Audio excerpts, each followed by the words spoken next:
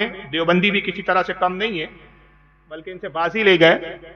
ان کے ایک مولوی گزرے جنہوں نے دیوبند کا مدرسہ بنایا تھا سہارنپور کا، نام تھا مولوی قاسم نانوتوی۔ آئیے ان کے بارے میں کیا عقیدہ تھا۔ اگر یہاں اہل تشیع کا عقیدہ یہ ہے کہ اللہ جسم رکھتا ہے، اس کا دل گھبراتا ہے، وہ پیدا ہو سکتا ہے علی کی شکل و صورت میں، تو یہاں بھی کچھ جسم کے معاملے میں یہ پیچھے نہیں ہے شیعوں سے۔ آئیے دیکھیے کتاب آپ کے سامنے پیش کر رہا ہوں، یہ آپ کو بھی مل جائیں گی، یو پی سے آپ سہارنپور سے آسانی سے خرید سکتے ہیں، دلی میں بھی ملتی ہے، ان کے ہر عام کتب خانے پہ موجود ہے۔ کیا ہو گیا بھائی اسکرین کو دکھائیے۔ سوانح قاسمی سہارنپور کا جو مدرسہ ہے، دیوبندیوں کا سب سے بڑا مدرسہ، تبلیغی جماعت والوں کا سب سے بڑا مدرسہ، جس کو دارالعلوم دیوبند کہا جاتا ہے، اس کے بانی کہے جاتے ہیں مولوی قاسم نانوتوی، اور انہی کے پوتے تھے قاری طیب، جنہوں نے تبلیغی جماعت کے لیے فضائل اعمال نامی کتاب لکھی، جس کا درس دیتے ہیں تبلیغی جماعت والے۔ سب ایک ہی تھالی کے چٹے بٹے ہیں، مگر لوگوں کو گمراہ کہنے کے لیے تبلیغی جماعت والے اکثر کہتے ہیں نہیں دیوبند سے ہمارا کوئی تعلق نہیں، حالانکہ سب ایک ہی تالی کے چٹے بٹے ہیں۔ سوانح قاسمی جلد نمبر اس کی 1 ہے، صفحہ نمبر 131 ہے، اردو میں کتاب ہے، آپ بھی پڑھ سکتے ہیں، سمجھ سکتے ہیں، کوئی عربی فارسی کی عبارت نہیں ہے کہ میں ترجمہ کروں تو آپ کو شک گزرے کہ بھئی ترجمہ غلط ہو رہا ہے۔ آپ خود اسکرین پہ دیکھیں اور پڑھیں۔ ان کے بچپنے کے واقعات لکھ رہے ہیں مولوی صاحب کے، مناظر حسن گیلانی جو ان کے خلیفہ تھے، انہوں نے ان کے حالات پر کتاب لکھی۔ لکھتے ہیں کہ مولوی صاحب، بریکٹ میں بھی لکھا ہے کہ یعنی حضرت نانوتوی نے ایام طفلی میں، ایام طفلی یعنی بچپن کے عالم میں، یہ خواب دیکھا تھا کہ گویا میں اللہ جل شانہ کی گود میں بیٹھا ہوا ہوں۔ یہ بھی اللہ کے جسم کے قائل ہیں، یہ بھی اللہ کی گود بتا رہے ہیں، اور اس معاملے میں انہی کے برادر دادے ہیں، برادری کے بھائی ہیں، جن کا نام آئیے ذرا سن لیجیے ان کو، معراج ربانی صاحب ہے، فرقہ اہل حدیث کے، انہی کی شاخ، انہی کے گرو، انہی کے سمجھ لیجئے ایک ہی تھالی کے چٹے بٹے چچیرے موسیرے بھائی۔ مولوی معراج ربانی کا کیا عقیدہ ہے ذرا سن لیجئے، اور یہ جماعت کا عقیدہ، یہ واحد فرد واحد کا عقیدہ نہیں ہے۔ اس جماعت کے ابن تیمیہ جو ان کے فاؤنڈر گزرے ہیں، حافظ ابن تیمیہ، انہوں نے بھی عقیدہ منہاج السنہ وغیرہ اپنی کتابوں میں بیان کیا ہے، جو عقیدہ یہ معراج ربانی بیان کر رہا ہے، ذرا سن لیجئے۔ جو جہمیہ ہیں وہ اہل سنت یعنی سنت والے، جو حدیث والے ہیں، سنت والے ہیں، ان کو کیا کہتے ہیں؟ مشبہہ، یعنی چونکہ اہل سنت کا عقیدہ ہے کہ اللہ کے ہاتھ ہے، اہل سنت کا عقیدہ ہے کہ اللہ کی آنکھ ہے، اہل سنت کا عقیدہ ہے کہ اللہ کہاں ہے؟ بولو زور سے بولو، اللہ عرش پر ہے۔ اہل سنت کا عقیدہ ہے کہ اللہ عرش سمائے دنیا سے نزول فرماتا ہے آخری راتوں میں، اللہ تعالیٰ چلتا ہے۔ اہل سنت کا عقیدہ ہے کہ اللہ ہنستا ہے، اور اہل سنت کا عقیدہ ہے کہ اللہ دیکھتا ہے، اہل سنت کا عقیدہ ہے کہ اللہ غضب بھی فرماتا ہے، اللہ غصہ بھی ہوتا ہے، اللہ یہ اہل سنت کا عقیدہ ہے کہ اللہ کے پڈلی ہے۔ اہل سنت کا عقیدہ ہے کہ اللہ تعالیٰ قیامت کے دن اپنی پڈلی کو کھولے گا، کہ اللہ تعالیٰ قیامت کے دن اپنی پڈلی کو کھولے گا۔ یہ اہل سنت کا عقیدہ نہیں ہے، یہ اہل خبیثوں کا عقیدہ ہے۔ شرک تو تمہارے عقیدے میں ہے کہ اللہ کی پنڈلی ہے، اللہ کے ہاتھ ہے، اللہ کے پیر ہے۔ مجھے بتائیے پھر غیروں میں اور تم میں کیا فرق رہا؟ غیر تو تم سے 2 قدم آگے نکلے، انہوں نے کہا بھائی ہمارے 2 ہے تو اللہ کے 4 ہونے چاہیے۔ سمجھ رہے ہیں نا؟ اللہ سے میری مراد ان کے اپنے معبود۔ انہوں نے جب اپنے معبود کا تصور کیا تو انہوں نے کہا انسان سے بڑھ کر ہونا چاہیے نا معبود، تو اگر انسان کے 2 ہے تو اس کے 4 کر دو، 6 کر دو۔ انسان کے 1 سر ہے تو 2 سر کر دو، 4 سر کر دو، کیونکہ معبود تھوڑا بندے سے تو عابد سے تھوڑا بلند ہونا چاہیے۔ انہوں نے بھی ہاتھ اور پیر تصور کیے، تم نے بھی کیے، فرق کیا رہا تم نے اور یہی نہیں؟ آئیے ڈاکٹر ذاکر نائک کوئی سوال سے سنتے چلے آپ، یہ بھی کچھ کم نہیں ہے جناب۔ سنیے جناب۔ میں کرسچن آدمی ہوں، میں جیزس کو مانتا ہوں اور اس کے وچنوں کو میں پڑھتا ہوں، اور وہ سوال میں آپ کو یہ پوچھنا چاہتا ہوں کہ گاسپل جو ہے جان کا گاسپل، اس کا جو 5واں ادھیائے ہے، اس میں 19 سے لے کر 29 وچن جو ہے، جو میں پڑھ چکا ہوں، میرے ہاتھ میں مراٹھی بائبل ہے، میں نہیں پڑھنا چاہتا ہوں۔ آپ کے پاس جو بائبل ہے، انگلش بائبل ہے، وہ پڑھیے سب کے سامنے، اور اس کا تھوڑا سا جو ارتھ ہے مجھے بتائیے۔ آپ نے کہا کہ بائبل پڑھو، میں پڑھ سکتا ہوں۔ آپ خود اگر پوچھیں گے سوال، کیا پوچھنا چاہتے ہیں؟ سوال جو ہے اس 10 وچنوں میں ہے۔ آپ نے کہا gospel of John chapter number 5 19 سے لے کر 29 تک۔ Verily, verily, I say unto you, the Son can do nothing of himself, but what he seeth the Father do. For whatsoever things he doth, there also doth the Son likewise. For the Father loveth the Son and showeth him. میں کہوں گا کہ جو میں تقریر کیا ہوں، کئی بات جو میں تقریر کی اس میں لکھا ہے، کہ عیسیٰ علیہ السلام خدا کے، جو اس میں لفظ لکھا ہے بیٹا، میں نے کہا پہلے بیٹا کے معنی خدا کو ماننے والا، بیٹے وہ تھے. یہ بیٹا کا معنی نئے آئے خدا کو ماننے والا.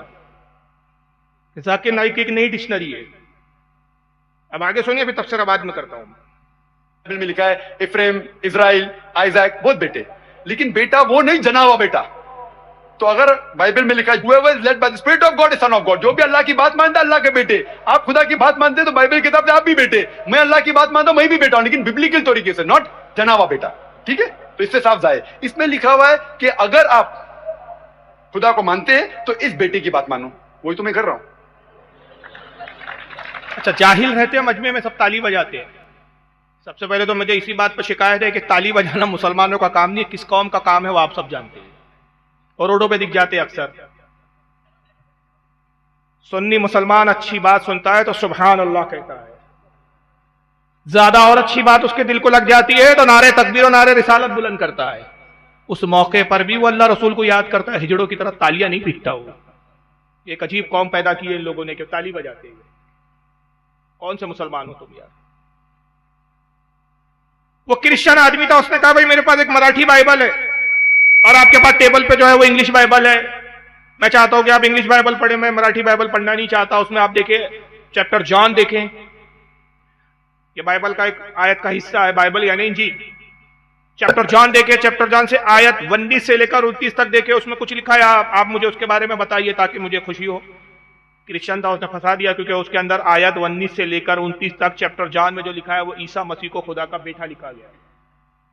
اس کے پوچھنے کا مقصد یہ تھا کہ بائبل بھی تو آسمانی کتاب ہے. جب اس کتاب میں یہ لکھا ہے کہ عیسیٰ مسیح خدا کے بیٹے ہیں تو پھر اگر ہم عیسیٰ مسیح کو خدا کا بیٹا مانتے ہیں تو اس میں پرابلم کیا ہے؟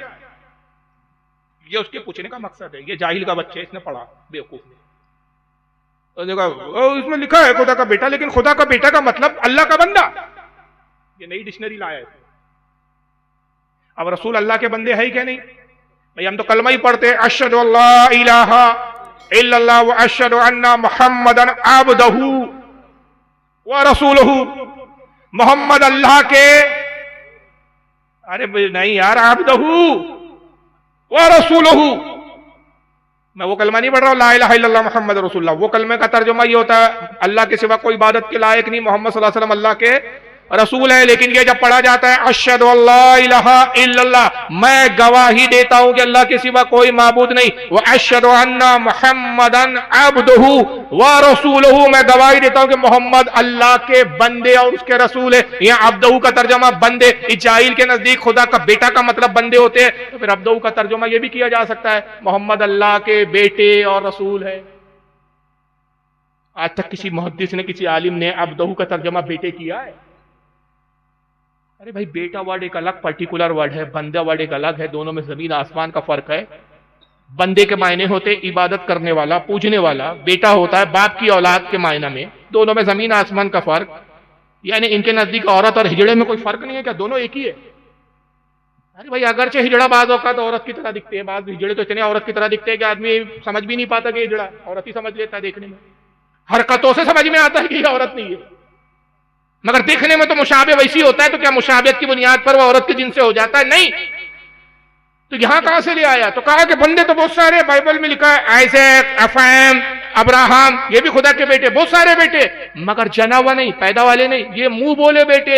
جو بھی خدا کی بات مانتا ہے وہ خدا کا بیٹا ہے. اگر آپ خدا کی بات مانتے تو آپ خدا کے بیٹے، میں خدا کی بات مانتا ہوں تو میں خدا کا بیٹا ہوں. اور اس بائبل میں لکھا ہے کہ اس کی بات مانو، وہی تو میں کر رہا ہوں.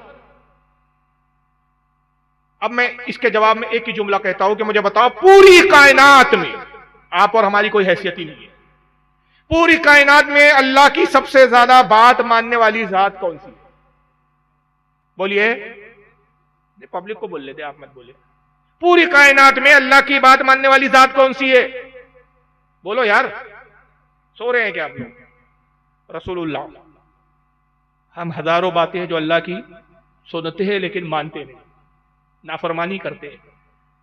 مگر کوئی یہ ثابت نہیں کر سکتا کہ معاذ اللہ اللہ کے رسول نے کبھی خدا کی کوئی بات کا انکار کیا اور نافرمانی کی ہو. کائنات میں رسول اللہ سے زیادہ اللہ کی بات ماننے والا کوئی ہو ہی نہیں سکتا. مگر کیا صحابہ نے اس بنیاد پر کہ اللہ کے رسول آپ خدا کی سب سے زیادہ بات مانتے اس لیے خدا کے بیٹے؟ یہ کہاں سے تعریف لے آئے بھائی کہ جو بھی خدا کی بات مانتا ہے وہ خدا کا بیٹا ہے؟ یہ وہ باطل نظریات اور باطل عقائد ہے جس کی بنیاد پر ان سے ہمارے اختلافات ہیں. اور تاریخ یہ جو ہے ڈاکٹر ذاکر نائک یہی نہیں رکے، جہالت کی انہوں نے انتہا کر دی. اور یہ سب کیونکہ میں نے کہا نا کہ یہ چچیرے ممیرے اس طرح کے بھائی ہے، اس کا سبب یہ ہے کہ ایک کتاب لکھی گئی تھی. ذاکر نائک جب پیدا بھی نہیں ہوئے تھے، دیوبند کے ایک بہت بڑے عالم گزرے ہیں، تبلیغی جماعت کے ایک بہت بڑے عالم گزرے ہیں، رشید احمد گنگوہی. ان کی فتاوی رشیدیہ اس وقت اسکرین پہ ذرا دکھائیں آپ. اور یہ اوریجنل کتاب میرے پاس اس وقت ٹیبل پہ بھی موجود ہے. یہ دیکھیے، یہ ہے وہ اوریجنل جو اسکرین پہ میں آپ کو دکھا رہا ہوں. فتاوی رشیدیہ، اس کا صفحہ نمبر 97. اس پر گنگوئی صاحب اپنا عقیدہ کیا بیان کرتے ہیں کہ پس ثابت ہوا کہ قسم داخلے تحت قدرت باری تعالیٰ جل وعلا ہے، کیوں نہ ہو وہو علی کل شیء قدیر. عبارت اردو کی یہ بڑی گاڑی ہے، سر پہ سے گئی ہوں گی. مولوی رشید احمد گنگوہی لکھ رہے ہیں کہ پس ثابت ہوا کہ قسم داخل تحت قدرت باری تعالیٰ جل وعلا ہے، کیوں نہ ہو وہو علی کل شیء قدیر. کہتے ہیں کہ اللہ جھوٹ، قسم یعنی جھوٹ کہنا اللہ کی قدرت کے تحت ہے. اللہ کو اختیار ہے، اللہ قدرت رکھتا ہے، وہ طاقت رکھتا ہے، قادر ہے کہ وہ چاہے تو جھوٹ بول سکتا ہے. اور جھوٹ کیوں بول سکتا ہے اللہ تعالیٰ؟ اس لیے کہ وہ خود فرماتا ہے ان اللہ وہو علی کل شیء قدیر، کہ وہ ہر چیز پر قادر ہے، وہ جو چاہے کر سکتا ہے، تو وہ چاہے تو جھوٹ بھی بول سکتا ہے. اب مجھے یہ بتائیے کہ جھوٹ عیب ہے کہ ہنر ہے؟ بولیے. ایک آدمی جھوٹ بولتا تو آپ یہ کہتے ہیں کہ بہت ہنر مند ہے، یا کہتے ہیں کہ ایک نمبر کا بدماش ہے، یہ عیبی آدمی ہے کہ دن رات جھوٹی بولتا رہتا ہے؟ جھوٹ بولنا عیب ہے، اور خالق کائنات ہر عیب سے پاک ہے. جب وہ اپنے بندوں سے جھوٹ کو پسند نہیں کرتا تو اپنی ذات کے لیے کیسے جھوٹ کو پسند فرمائے؟ یہ کون سا عقیدہ ہے جس کو آپ نے امت تک پھیلایا؟ اور اس ایسے عقیدوں سے امت کا کیا فائدہ اور بھلا تھا؟ اور انہی عقیدوں کی بنیاد پر ان اللہ علی کل شیء قدیر کو، وہو علی کل شیء قدیر کو بنیاد بنا کر جو ایک عقیدے کی بنیاد رکھی کہ وہ قادر ہے. اب اگر قادر ہے تو جھوٹ بھی بول سکتا ہے، جھوٹ نہ بولے تو پھر قادر نہ ہوا. اسی چکر میں یہ کیا نام ہے آپ کا ڈاکٹر ذاکر نائک جیسے لوگ پھنس گئے. اور نتیجہ کیا ہوا ذرا یہ دیکھیے. ڈاکٹر ذاکر نائک نے کتاب لکھی انگریزی میں، یہ آپ کے سامنے نام ہے the concept of God in major religion, یعنی اللہ کا تصور مختلف مذاہب کے اندر، مختلف مذہبوں میں خدا کا تصور. یہ کتاب کا ترجمہ ہوتا ہے ڈاکٹر ذاکر نائک کی لکھی ہوئی ہے، اور یہ کتاب بمبئی سے بھی چھپی. یہ جو نسخہ آپ کے سامنے ہے، اس کو چھاپنے والے یہ اوریجنل کتاب میرے پاس موجود ہے، میں پی ڈی ایف سے نہیں دکھا رہا ہوں، اوریجنل ہے میرے پاس. اس کو دارالسلام سعودی عرب نے چھاپا ہے ذاکر نائک کی اس کتاب کو. ذاکر نائک اس میں کیا کہتا ہے ذرا آئیے دیکھیے ایک جگہ. صفحہ نمبر اس کا کتنا ہے؟ ایک منٹ، صفحہ نمبر دیکھا نہیں میں. ہاں، صفحہ نمبر 44 ہے، پیج نمبر 44. آئیے ذاکر نائک کیا لکھتا ہے. Allah is never injustice in the least degree. Holy Quran. God can be unjust if he wants, but the moment God does injustice, he ceases to be a God. کہتا ہے کہ اگر اللہ چاہے تو وہ ناانصافی بھی کر سکتا ہے. وہی عقیدہ ان اللہ علی کل شیء قدیر. اللہ چاہے تو وہ ناانصافی بھی کر سکتا ہے, but the moment God does injustice, he ceases to be a God. مگر یہ ہے کہ وہ ناانصافی کرے گا نہیں, اور اگر ناانصافی کر دے گا تو پھر وہ خدا نہیں رہے گا. یہ ایک عجیب چوچو کا مربع بات ہے. پہلے تو کہہ رہے جھوٹ بول سکتا ہے, ناانصافی کر سکتا ہے, پھر کہتے ہیں کر تو سکتا ہے کرے گا نہیں, کر دے گا تو خدا نہیں رہے گا, منصب خدا سے ہٹ جائے گا. اور ایک دوسری جگہ یہی کتاب میں ایک اور جگہ کیا لکھا ہے ذرا وہ بھی دیکھ لیجیے. وہی کتاب ہے concept of God in major religion, صفحہ نمبر 42 اور 43 پر لکھا ہے ذاکر نائک نے. ایک ہیڈنگ لگائی پہلے اس نے, God does not become a human being. خدا انسان بن کر نہیں آ سکتا.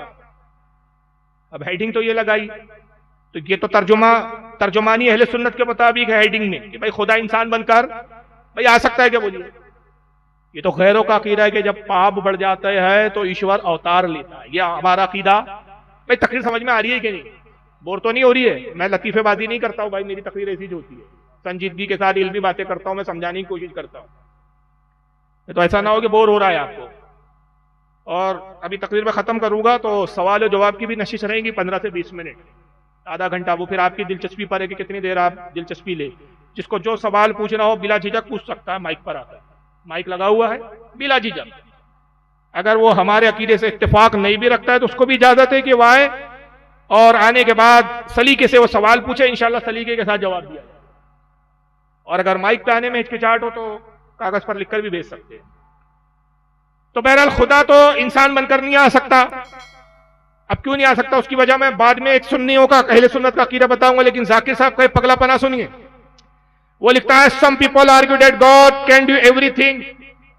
کچھ لوگ یہ اعتراض کرتے ہیں، یہ سوال کرتے ہیں کہ اللہ جو چاہے کر سکتا ہے. کیوں؟ کیونکہ قرآن میں ان اللہ علی کل شیء قدیر، اللہ ہر چیز پر قادر ہے. وہی عقیدہ اللہ ہر چیز پر قادر ہے، اس سے جھوٹ بھی بول سکتا ہے. ذاکر صاحب نے وہیں سے اٹھایا، وہی کچرا اٹھا کے سمیٹ کے لائے ہیں. قرآن میں اللہ ہر چیز پر قادر ہے، تو کچھ لوگ اعتراض کرتے ہیں کہ جب اللہ ہر چیز پر قادر ہے then why cannot he take human from. تو جب اللہ ہر چیز پر قادر ہے، وہ جو چاہے کر سکتا ہے، تو کیا وہ خدا انسان بن کر آ سکتا ہے؟ بھائی انسان بھی بن سکتا ہے، اس پر اس کو قدرت ہے.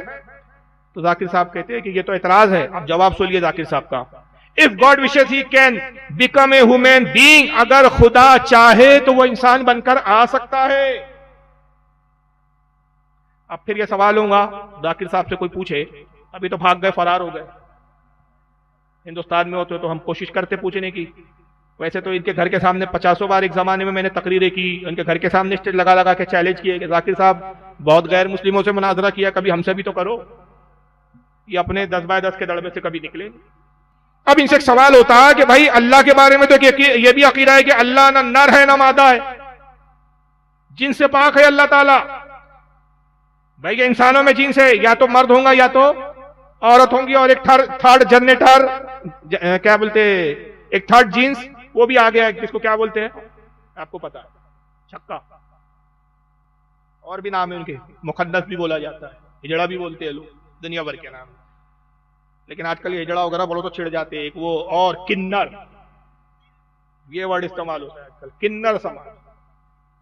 مگر اللہ تعالیٰ نہ مرد ہے نہ عورت ہے اور نہ کوئی اور جنس ہے، وہ جنس سے پاک ہے. کیوں؟ کیونکہ وہ مادے سے ہی پاک ہے، جسم و جسمانیات سے ہی پاک ہے. اس کا کوئی جسم نہیں ہے، کوئی اس کی باڈی نہیں ہے. اب سوال ہے کہ وہ انسان بن کر آ سکتا ہے تو پھر کس جنس میں آئے گا؟ مرد کی جنس میں آئے گا کہ عورت کی جنس میں آئے گا؟ اور آگے لکھتے ہیں but then he no longer remains God because the qualities of God human being in many respects are completely incompatible. کہتے ہیں کہ خدا انسان بن کر تو آ سکتا ہے، مگر خدا انسان بن کر آ جائے تو پھر وہ خدا نہیں رہ پائیں گا، اس لیے کہ انسان اور خدا کی کوالٹی میں تضاد ہے. اور آگے پھر ایک دوسری جگہ لکھتے ہیں اسی صفحہ number 43 per moreover if God takes woman from. اس کے علاوہ یہ کہ خدا اگر انسان بن کر آ جائے the same woman cannot later become God. خدا انسان تو بن جائے گا لیکن انسان بن گیا تو پھر خدا نہیں بن پائے گا. ایک عجیب پاگل پن ہے کہ جس خدا میں آپ یہ قدرت مان رہے ہیں کہ وہ انسان بن سکتا ہے، تو پھر انسان سے خدا کیوں نہیں بن سکتا؟ تو یعنی خدا تھا تو پاور تھا، پاور سے انسان بن گیا، جیسے انسان بنا پاور ختم ہو گئے. اب پاور ختم ہو گئے تو خدا ہی نہیں رہا کائنات میں، بغیر خدا کے کائنات ہو گئی. یہ ساری بکواسات فضول ہے. ایسی فضولیات اور ایسی بکواس سے اسلام نے منع کیا. اس کا سیدھا سادہ جواب یہ تھا کہ اسلام کا ایک بنیادی عقیدہ ہے کہ کچھ چیزیں اللہ کے لیے ممکن ہے، کچھ چیزیں اللہ کے لیے محال ہے. مگر عقیدے کی کتاب پڑھے ہو تو کچھ پتا چلے. عقائدی سے جب ناواقف جاہل ہے، ٹائی لگا کے کوئی اگر نکل جائے تو کسی گدھے کو آپ ٹائی اور کوٹ پہنا دے تو اس سے کوئی پڑھا لکھا عقلمند نہیں ہو جاتا، گدھا گدھا ہی رہے گا. محاورہ ہے نا کہ اگر گدھا بھیڑ شیر کی کھال پہن لے تو شیر نہیں بن جاتا. تو ویسے کوئی جاہل ٹائی اور کوٹ پہن لے تو کوئی پڑھا لکھا قابل نہیں ہو جاتا. اس جاہل کو یہی عقیدہ نہیں معلوم کہ اسلام کا ایک بنیادی عقیدہ ہے کہ کچھ چیزیں خدا کے لیے محال ہے، کچھ چیزیں ممکن ہے.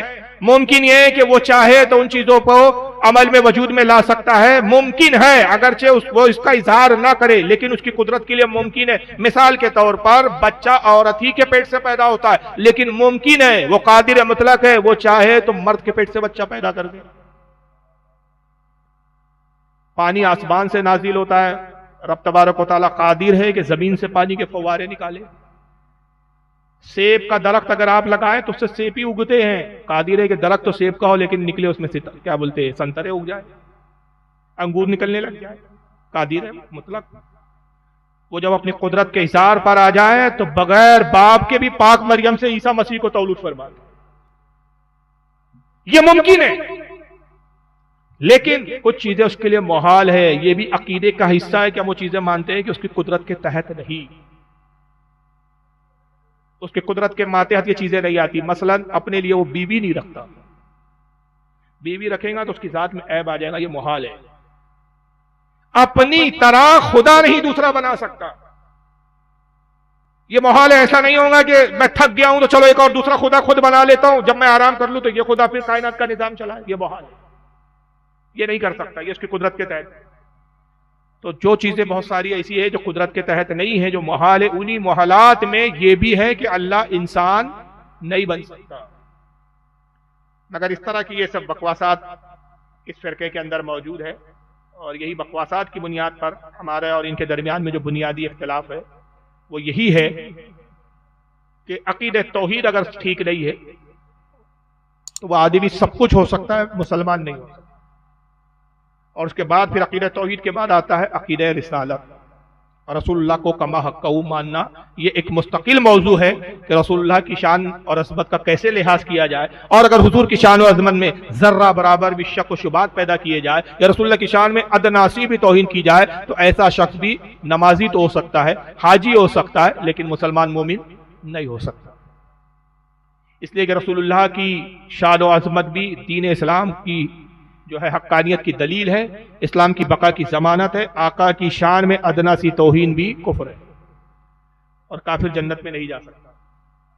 اللہ تعالیٰ سے دعا ہے کہ آج کی اس مجلس کو قبول فرمائے، اور جو بھی حق بیان ہوا اس پر عمل کی توفیق عطا فرمائے۔ ایسے حالات میں تقریر بڑی مشکل تھی، اور موضوع کا انتخاب کرنا میرے لیے بڑا دشوار تھا۔